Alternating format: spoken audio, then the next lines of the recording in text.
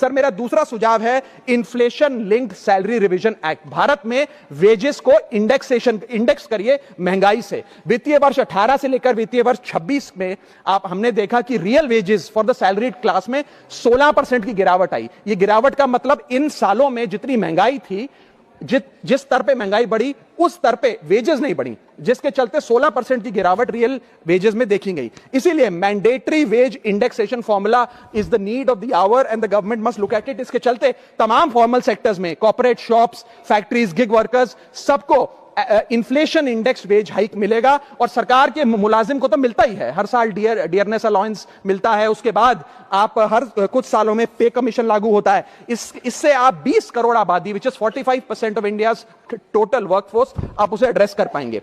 Sir इसी के साथ साथ मैं बताना चाहता हूं कि दुनिया के कई देशों में यह पहले से ही लागू है।